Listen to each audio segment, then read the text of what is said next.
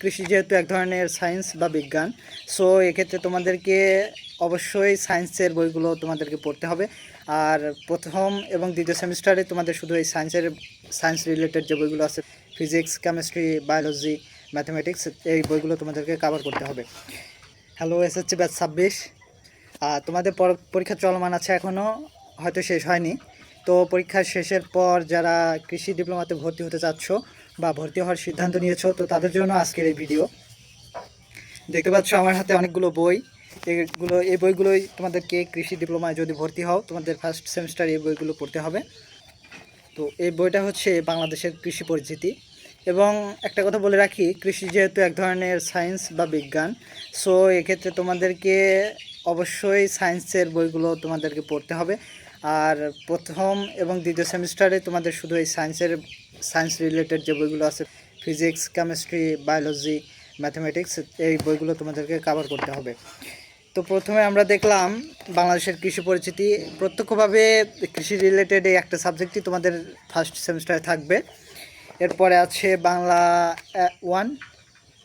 One, তারপরে English one, English তো সবসময় থাকবেই। তারপরে আছে physical education and life skill development বা শারীরিক শিক্ষা, সহজ ভাষায় যেটাকে বলে। এরপরে আছে ফিজিক্স ওয়ান বা পদার্থবিজ্ঞান ওয়ান, ম্যাথমেটিক্স ওয়ান, এরপরে আছে কেমিস্ট্রি ওয়ান এবং বায়োলজি ওয়ান।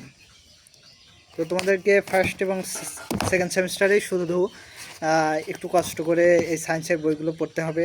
বাট তৃতীয় সেমিস্টারে তোমাদের সবগুলো বই হবে হচ্ছে কৃষি রিলেটেড, যেগুলো খুবই মজার হবে।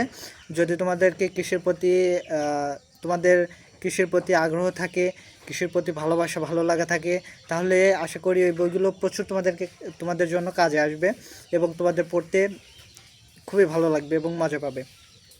তো আমরা বইগুলো দেখলাম। প্রাথমিকভাবে আপাতত জেনে রাখো যে এই বইগুলো তোমাদেরকে পড়তে হবে আগামীতে। তো আশা করি বুঝতে পেরেছো।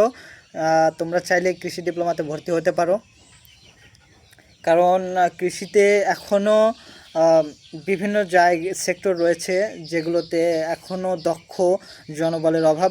তো তোমাদের আগমনে যেন সেই সকল ঘাটতি পূরণ হয়, সেই শুভকামনা রেখে আজকের ভিডিও এখানে শেষ করছি।